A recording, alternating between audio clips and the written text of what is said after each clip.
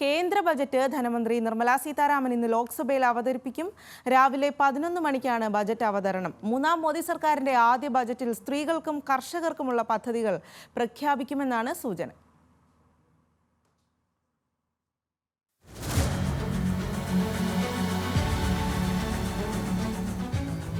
മൂന്ന് കോടി സ്ത്രീകൾക്ക് പുതിയ സംരംഭങ്ങൾ തുടങ്ങാനുള്ള പദ്ധതി.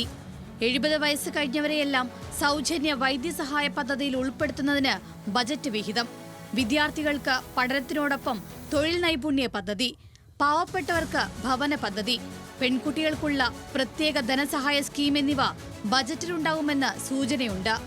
ഹരിയാന, മഹാരാഷ്ട്ര നിയമസഭാ തെരഞ്ഞെടുപ്പുകളെ ലക്ഷ്യം വെക്കുന്ന പദ്ധതികളും ബജറ്റിൽ ഇടം പിടിച്ചേക്കും. കേന്ദ്ര ധനമന്ത്രി നിർമ്മലാ സീതാരാമന്റെ 7ാമത്തെ ബജറ്റ് അവതരണമാണിത്. ഇതോടെ തുടർച്ചയായി കൂടുതൽ ബജറ്റ് അവതരണം നടത്തുന്ന ധനമന്ത്രിയായി നിർമ്മലാ സീതാരാമൻ മാറും.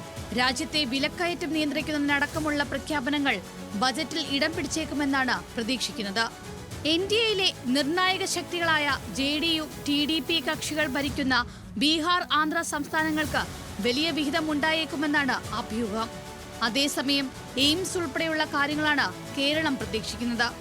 റോഡ്, റെയിൽവേ എന്നിവയിൽ ബജറ്റ് ശ്രദ്ധ കേന്ദ്രീകരിച്ചേക്കുമെന്നാണ് വിദഗ്ധരുടെ വിലയിരുത്തൽ. റെക്കോർഡ് മൂലധന ചെലവ് പ്രഖ്യാപനം ഉണ്ടായേക്കുമെന്നും നിരീക്ഷകർ വിലയിരുത്തുന്നു. ആദായ നികുതിയിൽ ചില ഇളവുകളും പ്രതീക്ഷിക്കുന്നുണ്ട്. ഈ ബജറ്റ് അമൃതകാലത്തിന്റെ നാഴികക്കല്ലാകുമെന്നും നൽകിയ ഉറപ്പുകൾ സാക്ഷാത്കരിക്കാനാണ് സർക്കാർ ശ്രമിക്കുന്നതെന്നും ബജറ്റ് സമ്മേളനത്തിന് മുന്നോടിയായി പ്രധാനമന്ത്രി പറഞ്ഞു. ഈ സർക്കാരിന്റെ അടുത്ത 5 വർഷത്തെ ദിശാസൂചനയാകും ബജറ്റെന്നും പ്രധാനമന്ത്രി വ്യക്തമാക്കി. ന്യൂസ് മലയാളം, ഡൽഹി.